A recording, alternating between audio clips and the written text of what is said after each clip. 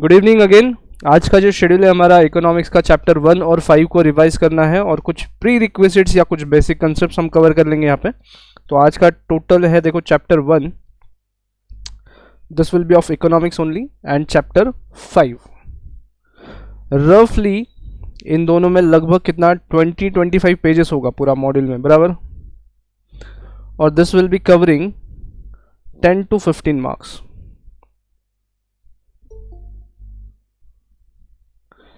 इतना मार्क रहेगा, ठीक है क्या। 10 से 15 मार्क का वेटेज है, इनफैक्ट थोड़ा ज़्यादा भी आ सकता है, बट अपन 10 से 15 पकड़ के चलते हैं। Chapter 1 chapter 5, alright. चलिए keep on replying so that अपन फटाफट आगे जाए। कुछ प्री रिक्विजिट्स जो चैप्टर 1 में भी बताए गए हैं और आपको थ्रू आउट द इकोनॉमिक्स लगने वाले हैं। Is everybody there? Yes everybody. चलिए इंथुजियाज्म मेंटेन रखिए। खाना पीना हो गया है क्या सबका? हो गया है ना? तो मतलब अभी 2 घंटा कोई टेंशन नहीं है। चलिए पीयूष अकेला है शायद, खाना खा के बैठा है, बाकी लोग रहे। चलो ऑलराइट, कीप ऑन रिप्लाइंग। जितना आप रिप्लाई करोगे उतना ही मज़ेदार ये डिस्कशन रहेगा, उतना ही मज़ेदार ये रिविजन भी हो जाएगा और फटाफट खत्म होएगा, ठीक है। चलिए शुरू करते हैं। पहला थॉट इकोनॉमिक्स में, पहला थॉट जो आता है वो रहेगा आपका अपॉर्चुनिटी कॉस्ट का। ऑलराइट, अब देखो आपके पास जो रिसोर्सेस है, आपके पास जो रिसोर्सेस है वो क्या है?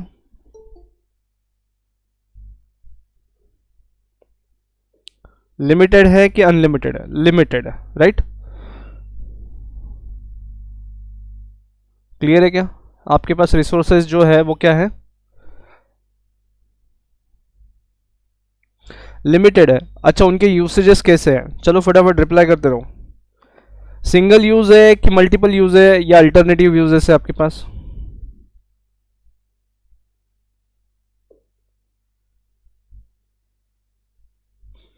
अल्टरनेटिव यूजेस है, ठीक है। अब अपने पास जो रिसोर्स अवेलेबल है उसको बेस्ट पॉसिबल मैनर में यूज करना आना चाहिए, ये मेन आपका कंसर्न रहेगा, राइट। मीटिंग ज्वाइन नहीं हो रहा, वापस ज्वाइन करें एक बार। कोई तो बंदा ग्रुप पे मैसेज करो कि वापस कोड के साथ मीटिंग ज्वाइन करें।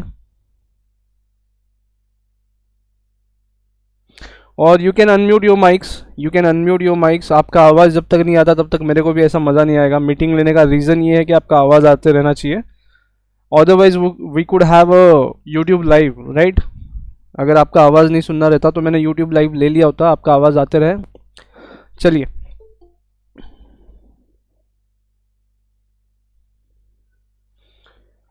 देखो आपके पास जो रिसोर्सेज है वो लिमिटेड है, उनका यूसेज जो है अल्टरनेटिव है। अब कौन से जगह पे अपना रिसोर्स लगाने का, ये मेन सवाल रहता है आपके पास, ठीक है। तो बेस्ट पॉसिबल वे में आपको यूज़ करना है, आपके रिसोर्सेज को बेस्ट पॉसिबल वे में यूज़ करना है।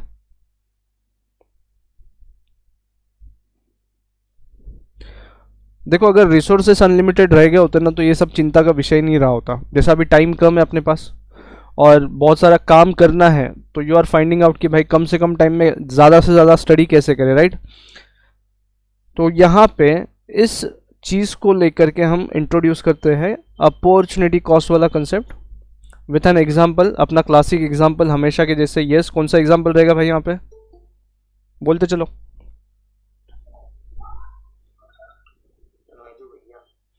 राजू भैया। चलिए, तो राजू भैया के पास कितना रुपया है?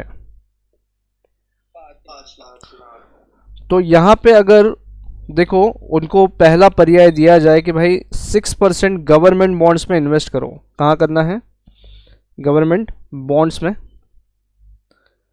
अच्छा, गवर्नमेंट बॉन्ड्स में 6% से इन्वेस्ट करेंगे तो साल का कितना हो जाएगा? 30,000।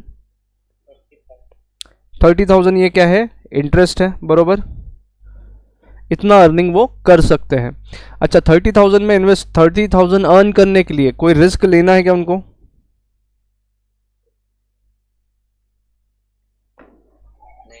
ठीक है, तो यार एश्योर्ड है, मतलब 5 लाख रुपए लगा और 30,000 लेकर के जाओ, ये एश्योर्ड स्कीम है, मतलब टेंशन नहीं है, कुछ नहीं है, कुछ नहीं है, कुछ नहीं है।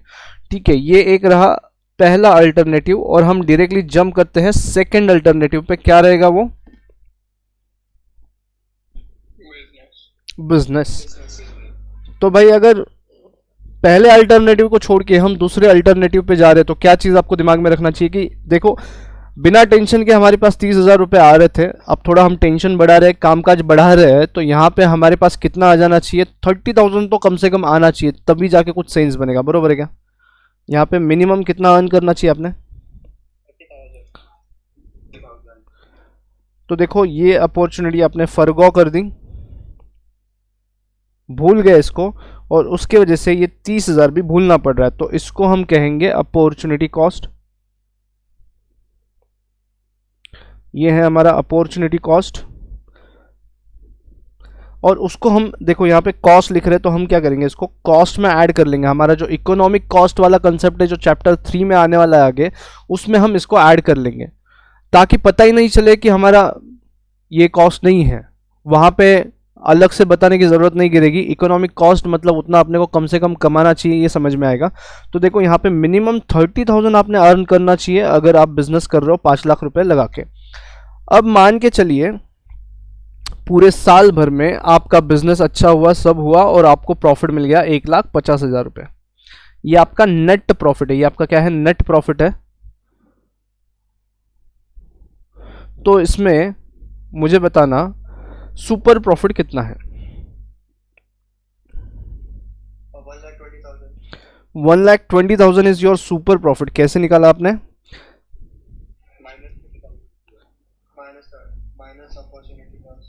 जो अपॉर्चुनिटी कॉस्ट है वो ऑलरेडी इकोनॉमिक कॉस्ट में ऐड कर रखा था, तो उसको अभी साइड में कर लेते हैं। तो ये सुपर प्रॉफिट आया आपका, ठीक है। ये है नॉर्मल प्रॉफिट। इसी अपॉर्चुनिटी कॉस्ट को क्या बोलेंगे आप? नॉर्मल प्रॉफिट, ठीक है। इसी को हम क्या बोलेंगे? Normal profit. और ये रहा आपका सुपर नॉर्मल प्रॉफिट। इस कंसेप्ट को नोट कर लीजिए सब लोग। ये वाला कंसेप्ट जिनका क्लियर नहीं है प्लीज नोट दिस डाउन, क्योंकि चैप्टर 1 में भी पूछा है, चैप्टर 3.2 में भी पूछा है, उसके बाद में टीवीएम में भी आपको ये कंसेप्ट आने वाला है। तो ये कंसेप्ट बहुत जगह लगेगा। इनफैक्ट कभी भी कोई भी डिसीजन लो तो ये वाला कंसेप्ट आपको लगने ही वाला है। क्लियर है क्या? अपॉर्चुनिटी कॉस्ट वाला क्लियर है concept? If you can take a screenshot, take this screenshot.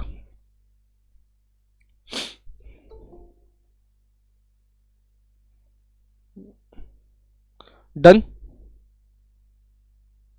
चलना है आगे? Yes sir. इसमें किसी को डाउट है? Opportunity cost? नहीं। सेम चीज आपको मॉड्यूल में है ना, वो बर्थडे वाला एग्जांपल देके सिखाया गया है। मॉड्यूल में ही वापस इकोनॉमिक्स के चैप्टर 1 में यही एग्जांपल है, चैप्टर 3 में वापस से पढ़ाया गया है। तो अब वहाँ पे हम लोग ये चीज़ नहीं पढ़ेंगे, ये यहाँ पे ख़त्म हो गया, कंक्लूड हो गया। Now coming back to module, module पे आ जाते हैं। मॉड्यूल में से मैं आपको बता दूँ, चैप्टर 1 में आपके 2 यूनिट है, काफ़ी सोपा इजी सा एक चैप्टर है। इसको हार्डली आपको पूरा 1 घंटा देना है। पूरा जब पढ़ाई करो आप तो इसको 1 घंटा ही देना। एक बार ये 1 घंटा दे दिया, उसके बाद इस चैप्टर को देखने का काम नहीं है। जितने एमसीक्यूज पीछे के साइड है वो सॉल्व करें, और जितने अपने नोट्स में है एमसीक्यूज वो सॉल्व करें। उतना करने के बाद ये चैप्टर खत्म हो जाता है। अपना जो भी 7, 8, 9 मार्क का है वो आ जाएगा इसमें से, ठीक है। तो पहला है nature scope of business economics. अपने सब्जेक्ट का नाम जो है वो बिजनेस इकोनॉमिक्स है। मेजरली बिजनेस इकोनॉमिक्स जो है वो माइक्रो इकोनॉमिक्स थ्योरी के अराउंड चलेगा। क्लियर है क्या ये चीज?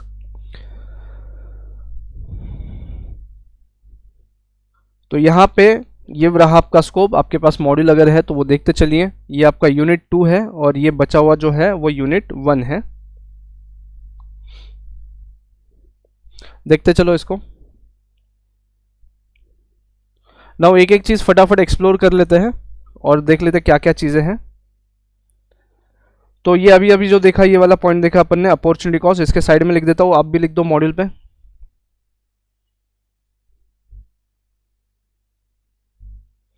यहाँ पे इस पूरे पैराग्राफ में क्या समझाया गया है? तो अपॉर्चुनिटी कॉस्ट समझाया गया है। ऑथर्स का लिस्ट सबके पास रेडी है क्या? ऑथर्स वाला लिस्ट सबके पास रेडी है? आपके जो नोट्स है उसमें पीछे की साइड ऑथर्स का ये दिया है, पूरा लिस्ट दिया है, 28, 29 या I guess 40 authors are there, 40 authors are there, और उनके कंट्रीब्यूशन है उसको आपको पूरा पूरा समझ के याद कर लेना है। क्लियर है क्या वो बात? क्योंकि देखो मॉड्यूल में कहाँ कहाँ मिलेंगे आपको, मॉड्यूल में जैसे यहाँ पे मिल रहा है, देखो एडम स्मिथ जी का नाम यहाँ पे मिल रहा है। क्लियर है क्या? तो ऐसा मॉड्यूल में हर एक ऑथर को ढूंढना आपके लिए पॉसिबल नहीं होगा, तो फॉर इजीनेस अपन ने वो ऐड करके रखा है मॉड्यूल के पीछे के साइड में, जहाँ पे इकोनॉमिक्स वाला सेक्शन खत्म होता है और बीसी के शुरू होता है, बराबर वहाँ पे वो पेज दिख जाएगा आपको। अगर नहीं देखा है तो देख लो एक बार। उसके बाद में छोटे छोटे एमसीक्यूज आपको क्या करना है, मैं यहाँ पे पूरा लाइन बाय लाइन नहीं पढ़ता हूँ, यहाँ पे आपको समझा देता हूँ आपको करना क्या है। 1 घंटे का जो टाइम बता रहा हूँ मैं उसमें करना क्या है। जैसे अभी ये ओकोनोमिया एक सिंपल सा एमसीक्यू है, बोले इकोनॉमिक्स कहाँ से ओरिजिनेट हुआ, तो ओकोनोमिया, ओकोनोमिया बोले तो हाउस होल्ड। ये छोटे छोटे एमसीक्यूज है, ये आपको करने हैं। स्कीपिंग द एग्जाम्पल नाउ, आगे बढ़ते हैं। ये पूरा स्टोरी उन्होंने बताया। उसके बाद में 2 फंडामेंटल फैक्ट्स अपन ने देख लिए। Human beings have unlimited wants and यहाँ पे the means to satisfy the wants are scarce, मतलब रिसोर्सेस लिमिटेड है और वांट्स अनलिमिटेड है, तो इनका कॉम्बिनेशन कहीं पे बैठता नहीं है। तो जो रिसोर्सेस अवेलेबल है उनका बेस्ट अल्टरनेटिव यूज अपने को करने का है। वो कैसे करने का है ये आपको इकोनॉमिक्स बताएगा। ठीक है,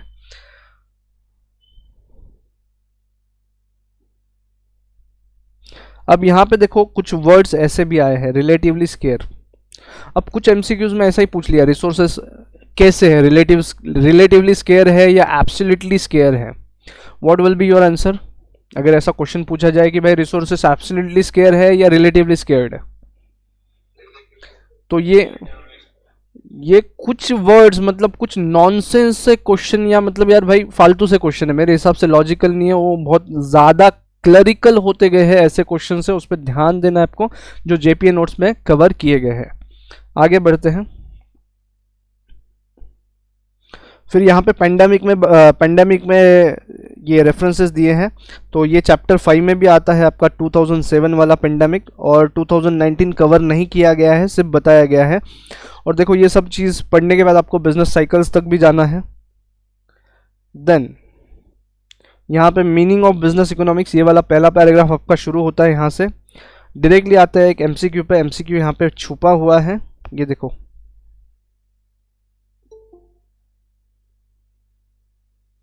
ये रहा पहला एमसीक्यू, डिसीजन मेकिंग बोले तो क्या।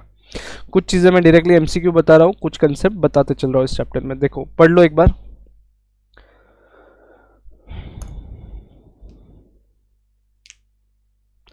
Decision making refers to the process of selecting an appropriate alternative that will provide the most efficient means of attaining desired end from the 2 or more alternative courses of action। आपके पास जो आपको जो goal achieve करना है, उसको achieve करने के लिए आपके पास जो रिसोर्सेस है उसका बेस्ट अल्टरनेटिव यूज़ कैसे किया जाए, ये जब सोच आप रखते हो और एक डिसीजन मेकिंग करते हो तो उसको डिसीजन मेकिंग बोला गया है। ठीक है, तो ये अपन ने टीवीएम में भी पढ़ा है क्या भला?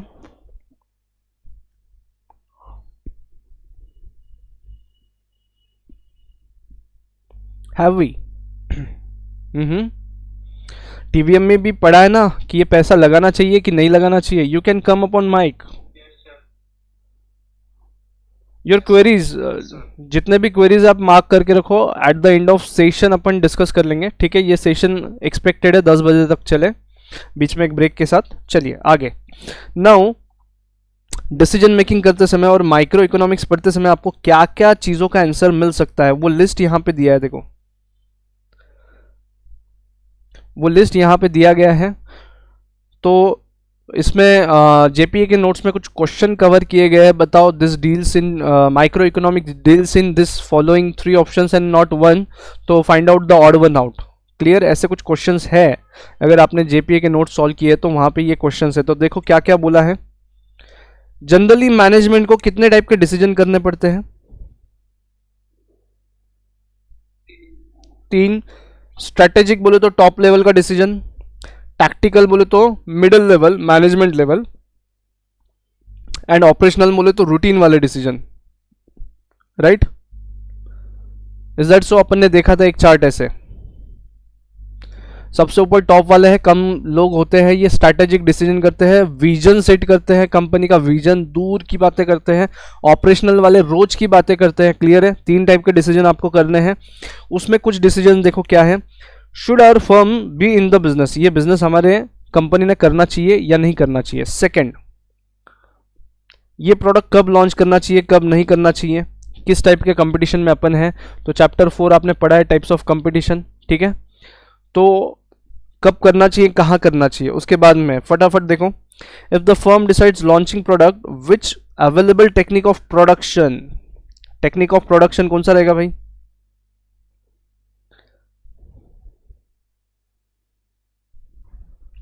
हाउ टू प्रोड्यूस, याद है क्या?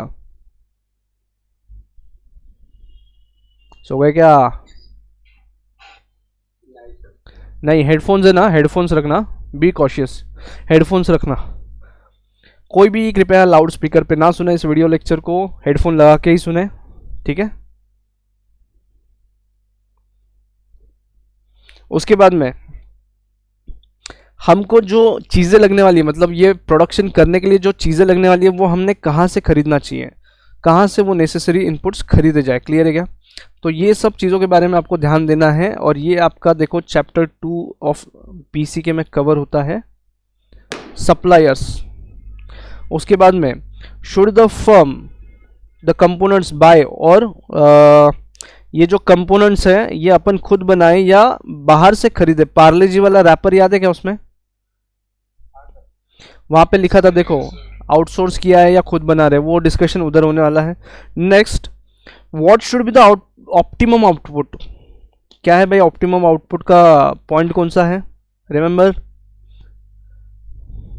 If you remember optimum output sir क्या आता है? और एलियन मिलता था इक्वल टू एम आर नीचे से चेक करिए एक बार, ये है optimum output. C equal to H. इसका मतलब क्या है? इस क्वांटिटी पे मिनिमम एसी लगेगा, बरोबर है क्या? और प्रॉफिट मैक्सिमाइजेशन, प्रॉफिट मैक्सिमाइजेशन करना है तो क्या है आपका formula? M C has become equal to from below, ये वाला फॉर्मूला लगेगा भैया। दोनों चीज में ध्यान रखना, मिनिमम एसी जो है वो है ऑप्टिमम आउटपुट, वो क्या है?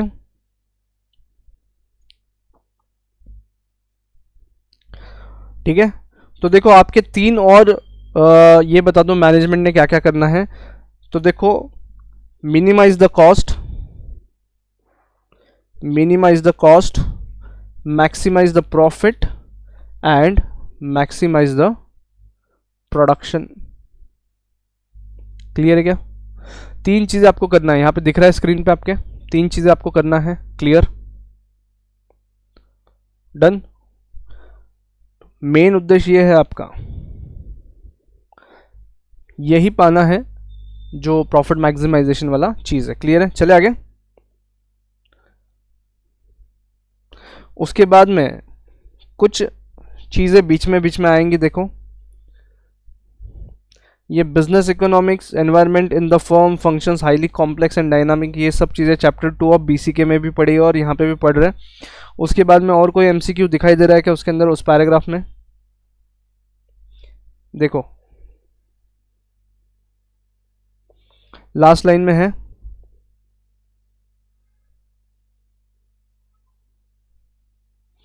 आर वी ऑल देयर, सगळे आहेत का तिथे? हाँ, बोलत रहा भाई, मैं कब तक बात करूंगा कंटिन्यूसली? आपका यस सर, हाँ ना, कुछ तो आना चाहिए। चलो अगले पैराग्राफ में चलते हैं। अगले पैराग्राफ में देख लो क्या क्या है। बिजनेस इकोनॉमिक्स को कौन सा इकोनॉमिक्स बोला जाता है? मैनेजरियल, ये वाला याद रखना, एमसीक्यू है। क्या क्या करता है मैनेजरियल इकोनॉमिक्स? क्या करता है? Integration of economic theory with the business practice. देखो, जो बुक्स में बताया गया है और रियल लाइफ, इन दोनों में बहुत फर्क है। ठीक है, वो फर्क को, उस डिफरेंस को, गैप को फिलअप करने का काम करेगा बिजनेस इकोनॉमिक्स। क्लियर है क्या? यहाँ पे एक एमसीक्यू ये वाला बनता है। उसके बाद में आगे बढ़ते हैं, अगले पैराग्राफ पे आ जाइए। उसके बाद में अप्लाइड इकोनॉमिक्स से देखो, देन फिर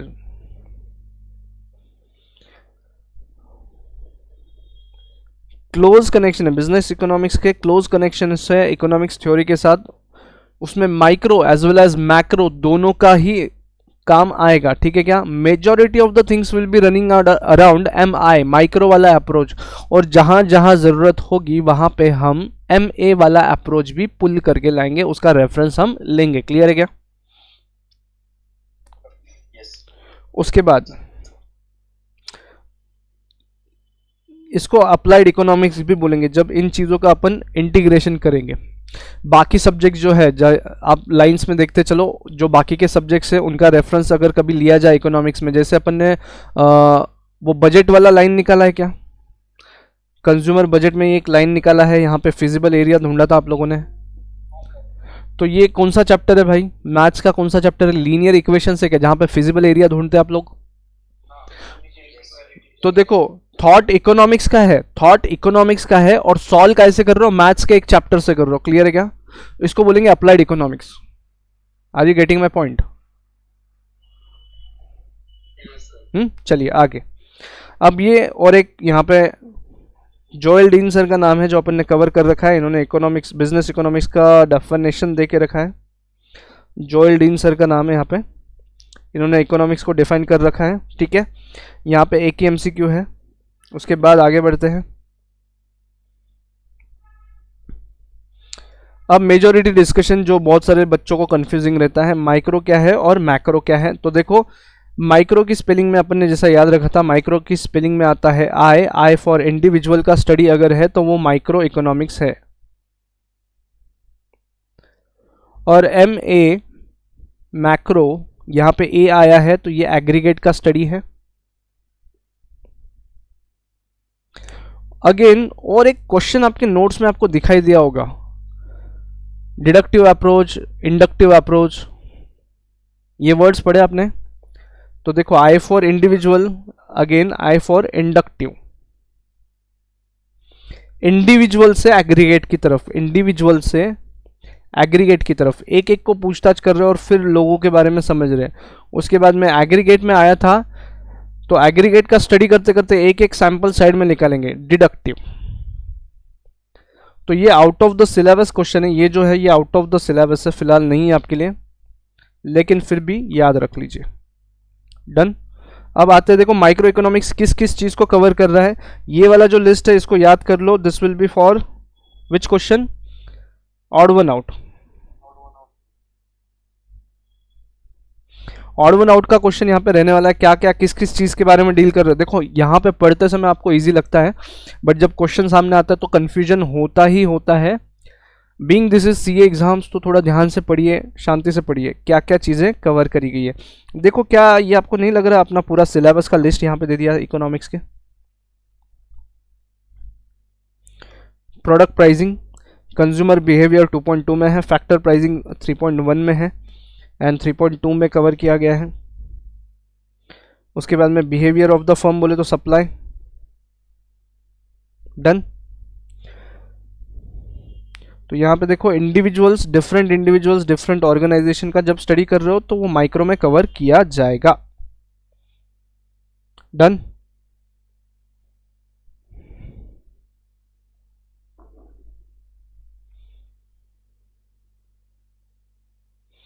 उसके बाद में मैक्रो में आते हैं। मैक्रो क्या बोल रहे हैं, इंडिविजुअल पार्ट्स को डिस्क्राइब न करते हुए ये ओवरऑल की बातें हम करेंगे मैक्रो में। उसमें लिस्ट है, उसको देख लो, फटाफट से लिस्ट को देखो, ये लिस्ट देख लो और ये लिस्ट देख लो, ये दोनों लिस्ट आपको याद करना ही करना है। Again this is odd one out का question, again this is odd one out.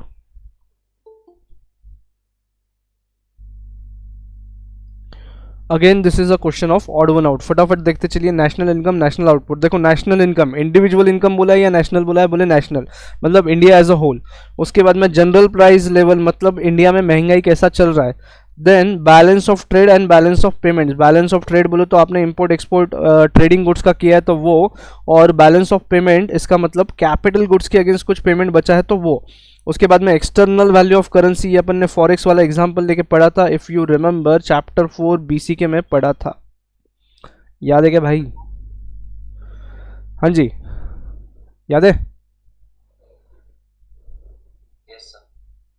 यहाँ पे अपन ने ₹75 पर USD लिखा था, मतलब एक USD खरीदने के लिए अपने को 75 रुपया खर्चा करना पड़ेगा। आगे उसके बाद में ओवरऑल सेविंग एंड इन्वेस्टमेंट, मतलब इंडिया में ओवरऑल लेवल ऑफ सेविंग कितना है, बैंक में पैसा कितना डिपॉजिट किया है लोगों ने, और उसमें से इन्वेस्टमेंट कितना किया है, शेयर मार्केट में पैसा कितना लगा है, इधर पैसा कितना लगा है, ये सब चीज़ें।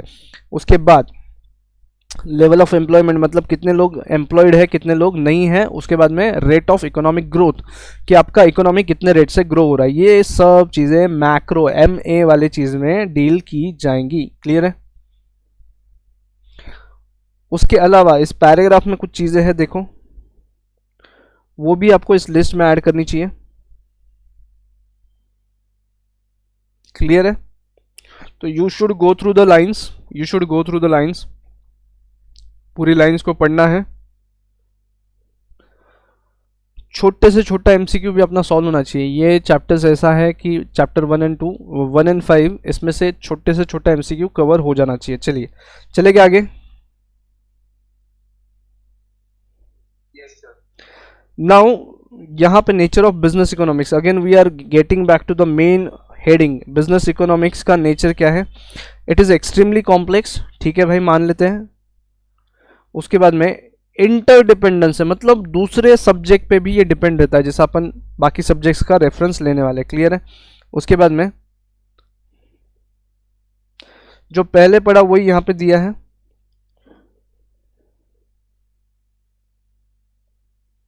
पहले हमने ये पढ़ा है वही चीज़ यहाँ पे फिर से बोली गई हमको। Business economics enables application of economic logic and analytical tool to bridge the gap between theory and practice। Real life और थ्योरी में का गैप ब्रिज करने के लिए मदद करता है। उसके बाद में business economics is a science. अब ये हेडिंग्स याद रखना, business economics is a science as well as art. कहाँ पे ये, ठीक है। साइंस मतलब क्या है भाई? जो प्रिंसिपल बोले गए हैं उनको छेड़ने का नहीं है, वो इंटैक्ट रखने का है। मतलब जो रिजल्ट डिजायर्ड है हमको वो आने चाहिए। अब वो लाने के तरीके आपके अलग हो सकते हैं, ठीक है ना। मतलब if we are given this question, either way this will result in the same answer. Clear है क्या? तो ये चीज इंटैक्ट रखनी चाहिए, और जो दो तरीके से लिखा है ये आर्ट है। क्लियर है? आगे based on microeconomics, majority of the discussion will be running around microeconomics वाला पार्ट। इंडिविजुअल के पार्ट पे हम बात करेंगे। तो आने वाले सारे चैप्टर 2, 3, 4, यहाँ पे 2, 3, 4 ये हम माइक्रो वाले अप्रोच में पढ़ने वाले हैं फ्री मार्केट इकोनॉमी में। देन फिर it incorporates elements of macro analysis. हम ये चैप्टर 5 पढ़ने वाले हैं, मैक्रो बेस्ड। इको का चैप्टर 5 बिजनेस साइकिल्स ये पढ़ने वाले हैं। तो क्या क्या बोल रहे हैं देखो यहाँ पे, जब जब ज़रूरत गिरेगी हम तब उस चैप्टर को रेफर करेंगे क्या क्या चीज़ों को। तो वो लिस्ट वापस से यहाँ पे दे दिया। देखो एक नया नाम यहाँ पे आया है, टैक्सेशन। क्लियर है क्या? टैक्सेशन का जो वर्ड है ना वो नया आया है, उधर के लिस्ट में नहीं है, उसको हाईलाइट कर लो आप लोग। कि भाई अगर गवर्नमेंट ने टैक्स रेट चेंज करने की बात करी है तो ये माइक्रो इकोनॉमिक्स का पार्ट है कि मैक्रो का है? तो बोलना MA मैक्रो का है। Clear?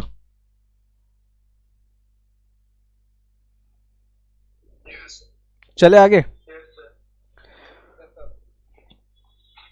Again use of theory of markets and private enterprises. Upon free market economy में ये सब चीजें पढ़ने वाले हैं। किसी का साउंड अगर चालू है तो बंद कर देना बेटा, वो रिपीट आवाज आ रही है। माइक चालू रखे, साउंड बंद कर दे, या तो हेडफोन लगाए प्लीज। चलिए यहाँ पे हम मार्केट्स एंड प्राइवेट इंटरप्राइजेस मतलब कैपिटलिस्टिक इकोनॉमी को ध्यान में रखने वाले हैं। किस इकोनॉमी को?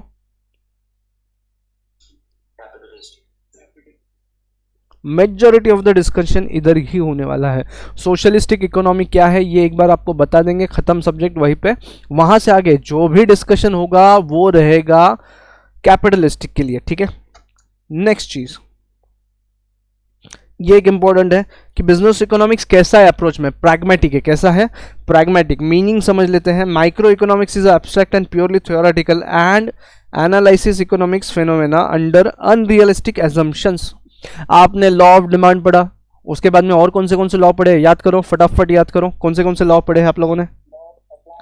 Law of supply, variable proportions, फिर डिमिनिशिंग मार्जिनल यूटिलिटी। अच्छा, वो लॉ पढ़ते समय आजू बाजू आपको कुछ तो चीजें बोली गई थी कि भाई इसके प्री रिक्विजिट्स ये है,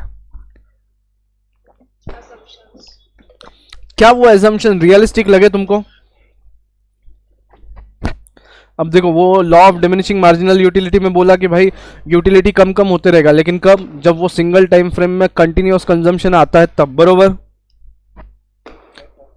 तो वो बहुत रिजिड एजम्पशंस के साथ ये इकोनॉमिक्स चल रहा है, तो वो यहाँ पे बात कर रहे हैं उस चीज़ की। उसके बाद में इन कॉन्ट्रास्ट बिजनेस इकोनॉमिक्स वैसा नहीं है भाई। बिजनेस इकोनॉमिक्स कैसा है? प्रैग्मेटिक है, प्रैक्टिकल है थोड़ा। कैसा है? प्रैक्टिकल है।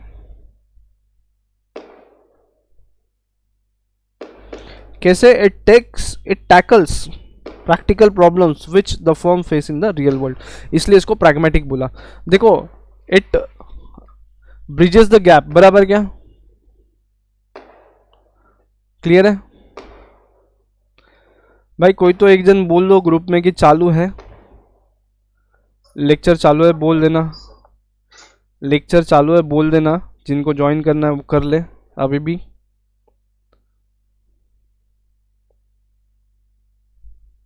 चलिए आगे, नेक्स्ट अगला पॉइंट क्या है?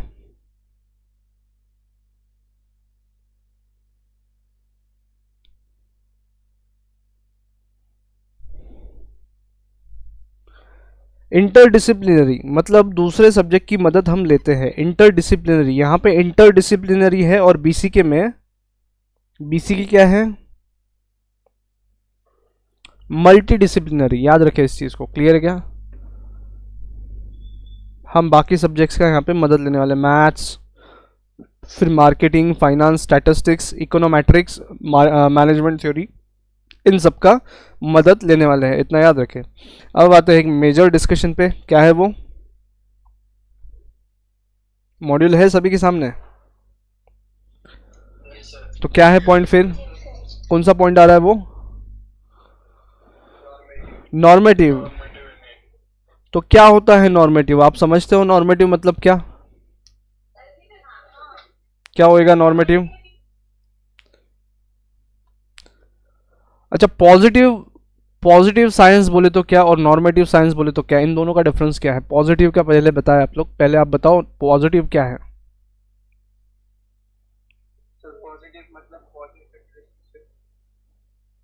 कॉज एंड, तो देखो पॉजिटिव या प्योर साइंस जब बोला है तो यहाँ पे कॉज एंड इफेक्ट रिलेशनशिप, ये वर्ड्स अगर आपको क्वेश्चन में दिखते हैं तो that will be positive statement. Clear? आगे उसके बाद वहां पे कोई जजमेंट पास किया होता है क्या उन दोनों के बीच में? यार तू पढ़ाई नहीं कर रहा इसलिए तू फेल हो गया, ये पॉजिटिव है या नॉर्मेटिव है?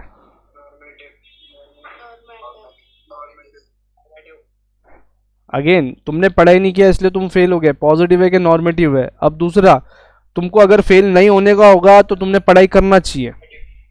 अब पहले वाला नॉर्मेटिव था। अरे भाई, भले ही ये मोटिवेशनल है, पॉजिटिव है, लेकिन इकोनॉमिक्स के हिसाब से क्या ये पॉजिटिव स्टेटमेंट था कि नॉर्मेटिव था? If you want to pass the exams you should study. अब बताओ ये नॉर्मेटिव है कि पॉजिटिव है? नॉर्मेटिव है, और no study you'll fail, this is positive statement. देखो यहां पे लिखा है कॉज एंड इफेक्ट, अगर तुम पढ़ाई नहीं करोगे तो इफेक्ट क्या होगा वो बताया। अगर तुमको फेल नहीं होना है तो पढ़ाई करना चाहिए। तो यहाँ पे कुछ वर्ड्स आएंगे, शुड बी और ऑट टू बी, इन वर्ड्स को ध्यान में रखना। ये क्या है? नॉर्मेटिव है। मतलब जब आप किसी स्टेटमेंट में वैल्यू ऐड कर रहे हो, भाई ऐसा करेगा तो ऐसा हो जाएगा, तूने ये नहीं करना चाहिए, तूने ये नहीं करना चाहिए, ये जो स्टेटमेंट है ना, ये नॉर्मेटिव बना देता है। क्लियर है क्या? इस पे 3-4 क्वेश्चन है अपने नोट्स में, और मॉड्यूल में 1-2 कन्वर्सेशन है, उन क्वेश्चन को अच्छे से कर ले, दैट्स इट, खत्म। तो व्हाट इज, ये पॉजिटिव है, व्हाट इज ये पॉजिटिव है, और व्हाट शुड बी ये क्या है? या ऑट टू बी, ये आ जाता है आपका नॉर्मेटिव स्टेटमेंट। क्लियर? डन? चलिए आगे, नेक्स्ट। ये वाला जो पार्ट है इसको आप स्किप कर सकते हो क्योंकि ये हम पूरा पढ़ने ही वाले हैं, जैसा ये चैप्टर 2 ही है, देख लो इसको। चैप्टर 2 का इंट्रोडक्शन आप इसको ले सकते हो, दिख रहा है क्या?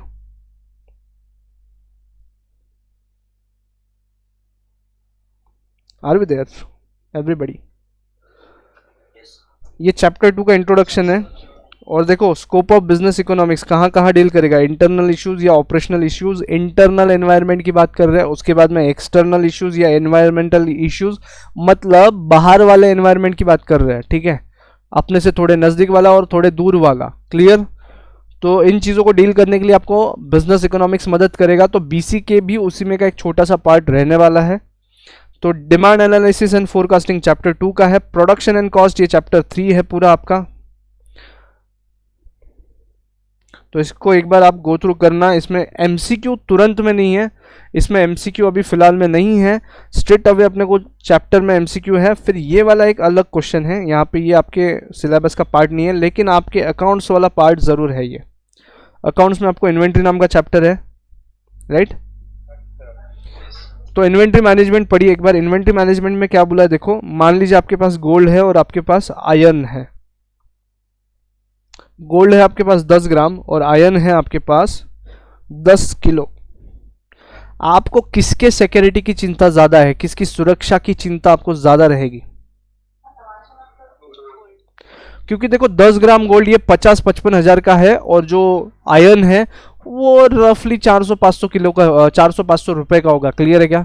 जगह भी ज़्यादा खा रहा है और 500 रुपये ले रहा है। ऑन द अदर हैंड छोटी सी चीज़ 10 ग्राम का सोना 55 हज़ार का है, तो we should be taking care of gold only. तो वो यहाँ पे हम सीखेंगे कि आपके पास जो इन्वेंट्री है उसमें से वैल्यूएबल चीज़ कौन सा है और कौन सा नहीं है, और उसको किस तरीके से मैनेज करना चाहिए, या फिर किस चीज़ में आपके पैसे इन्वेस्ट होने चाहिए, किस चीज़ में पैसे इन्वेस्ट नहीं होने चाहिए। ये सब आप इन्वेंट्री मैनेजमेंट में पढ़ोगे। एक बार देख लो, फटाफट पढ़ो इसको।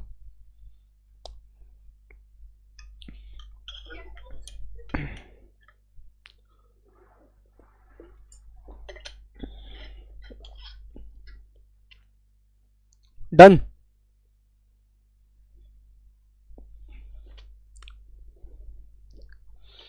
फिर इन्वेंट्री में रॉ मटेरियल भी आ जाता है, फिनिश गुड्स भी आ जाता है और WIP भी आ जाता है, work in progress.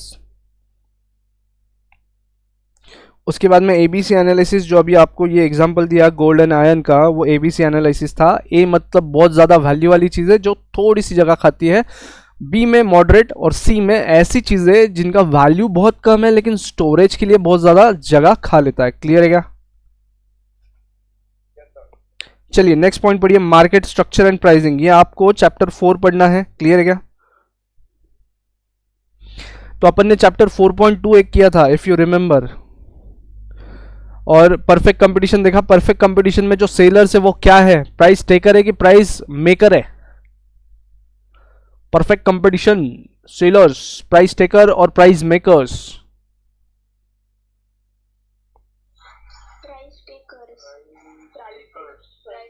Price takers, right. Clear है?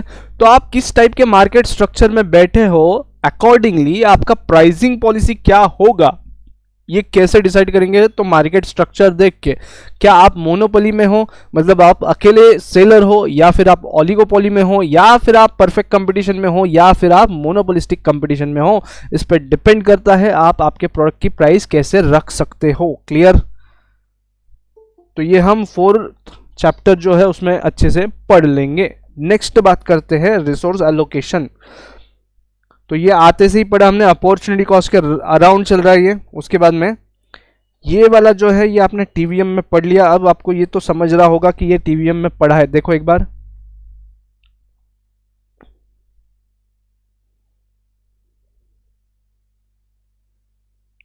क्लियर है क्या? फटाफट नजर मारो।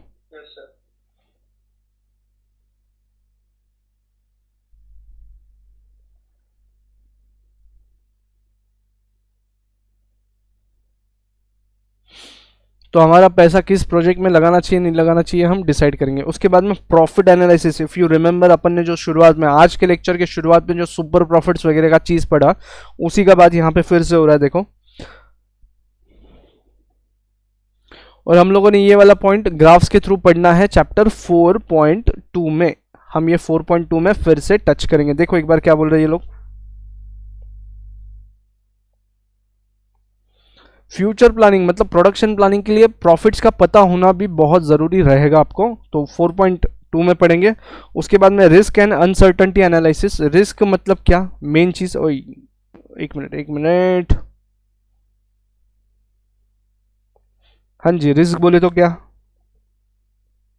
ये आपको बीसीके के चैप्टर 6 में भी है और चैप्टर 1 में भी है। कुछ मतलब जो सोचा है उसके अपोजिट कुछ हुआ तो ओए भाई वो तो रिस्क है, जो सोचा है उसके अपोजिट हुआ तो वो रिस्क है, और जो सोचा ही नहीं था वैसा कुछ हो गया तो वो अनसर्टेनिटी है। हाँ हाँ बोलो बोलो।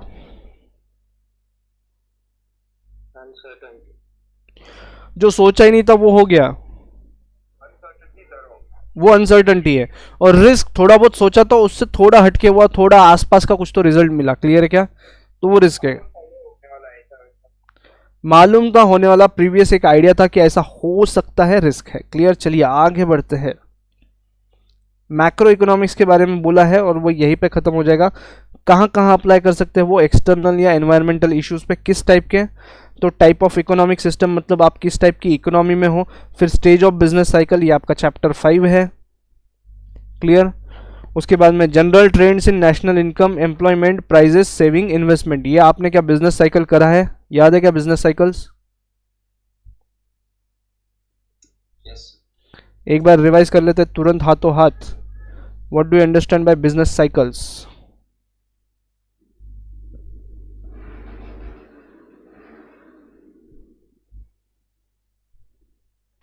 चलिए कहां से शुरू होगा बिजनेस साइकिल फिर?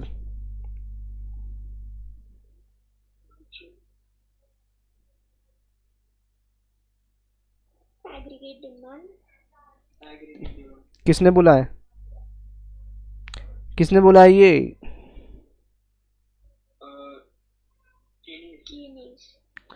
किनीज ने बोला aggregate demand is the key factor of business cycle. अगर डिमांड बढ़ रहा है तो क्या बढ़ाने का चांस मिल रहा है आपको? प्रोडक्शन बढ़ाने के लिए क्या करना पड़ेगा आपको? कैपिटल इन्वेस्टमेंट बोले तो क्या?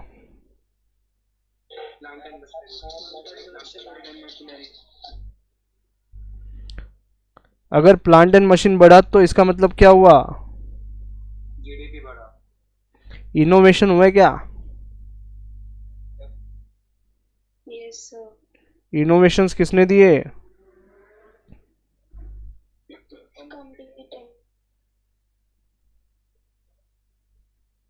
कंप्यूटर। फिर इन्वेस्टमेंट बढ़ा तो अब क्या बढ़ेगा? प्रोडक्शन बढ़ जाएगा, प्रोडक्शन बढ़ेगा तो जीडीपी बढ़ेगा। इंक्रीज होगा। जीडीपी अगर इंक्रीज होगा तो क्या होगा? एम्प्लॉयमेंट अपॉर्चुनिटीज बढ़ जाएंगे।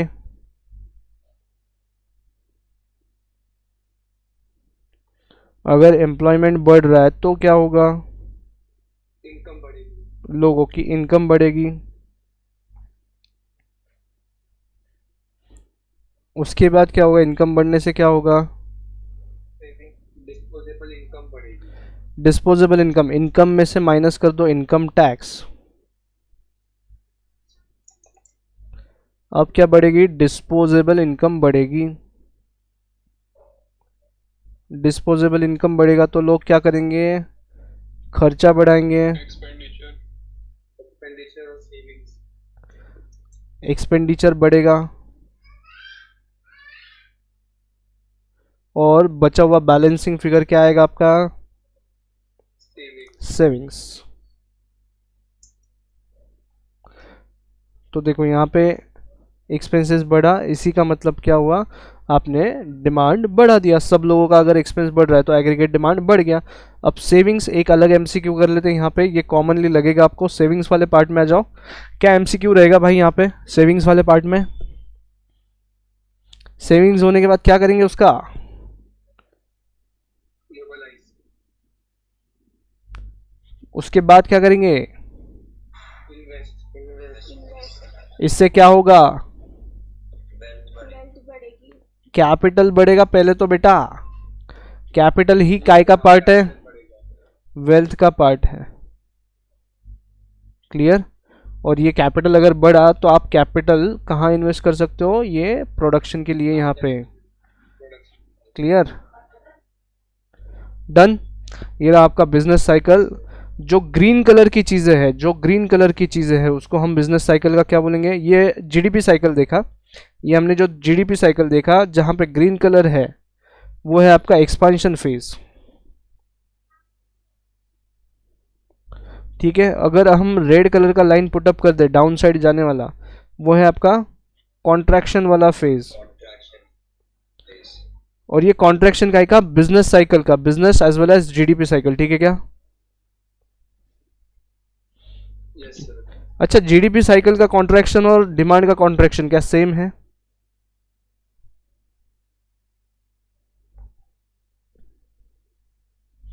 देखो यहाँ पे जो डिमांड बढ़ा है, यहाँ पे जो डिमांड बढ़ा है वो लोगों के इनकम बढ़ने से बढ़ा है कि प्राइसेस कम होने से बढ़ा है? दिख रहा है क्या? Aggregate demand. Increase in disposable income. सो तो इस ये इंक्रीज जो हो रहा है डिमांड का, ये जो इंक्रीज हो रहा है, क्या इसको इंक्रीज इन डिमांड बोल सकते हैं आप? ग्रीन कलर का जो दिख रहा है, यस सर। बरोबर। और इसके वजह से क्या होगा? शिफ्ट ऑफ डिमांड कर्व होगा क्या? Yes sir. Are you getting my point? What I am pointing towards कि वो जो डिमांड का अपन निकालते हैं, ये वाला डायग्राम जो है ये इंक्रीज इन डिमांड है और ये बिजनेस साइकिल का एक्सपांशन है। क्लियर है क्या? तो एक्सपांशन वर्ड जब डिमांड वाला पार्ट है, ये वाला एक्सपांशन पार्ट है। क्लियर है क्या? प्राइस नीचे जाता है, क्वांटिटी बढ़ जाता है, ये एक्सपांशन ऑफ डिमांड है। और ये इंक्रीज ऑफ डिमांड है as well as business cycle का एक्सपांशन है। Everybody have you got my point? इस वर्ड की वजह से कंफ्यूजन में मत रहना। डन। ऑल राइट, अब आ जाते हैं वापस। ये रिवीजन हो गया बिजनेस साइकिल का सबका। तो यहाँ पे मैं नोट करवा देता हूँ, ये वाला जो पार्ट है पर्टिकुलर, इधर वाला लास्ट में राइट हैंड साइड में, ये आपको चैप्टर 3.1 में भी लगा है और ये इकोनॉमिक्स के और बीसीके के चैप्टर 1 में भी आएगा। क्लियर है क्या? कैपिटल क्रिएशन प्रोसेस याद है? ये दो जगह आएगा। फिर ये किनीज नाम जो है बिजनेस साइकिल में आएगा, उसके बाद में स्कम्पीटर का आएगा। अब देखो, जब कैपिटल इन्वेस्टमेंट करना था तो क्या लगा आपको? पैसा लगा कि नहीं लगा? पैसा लगा ना? पैसा लगा रे, बाकी कुछ नहीं लगा, नहीं तो गाना गाएंगे काटा लगा। पैसा लगा, पैसा लगा। तो भाई किसने बोला है कि business cycle is a monetary phenomena?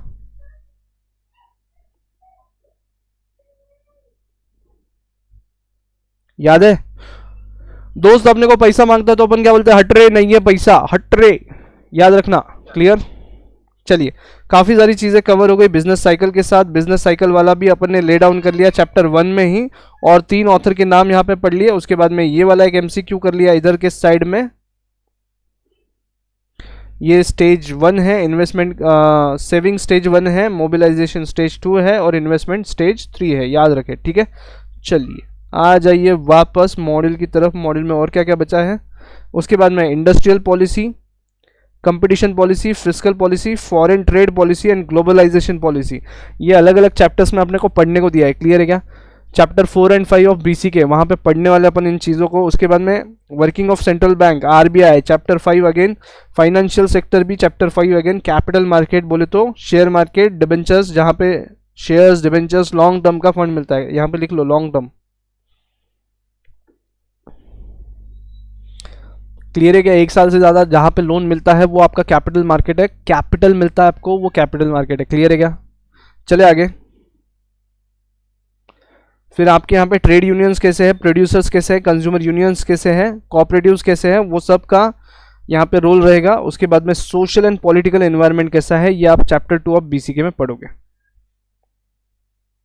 चलिए, done with the first unit. Clear है क्या?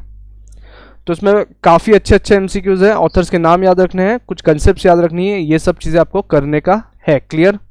All right, take a break for 2 minutes, come back, have water वगैरह वगैरह।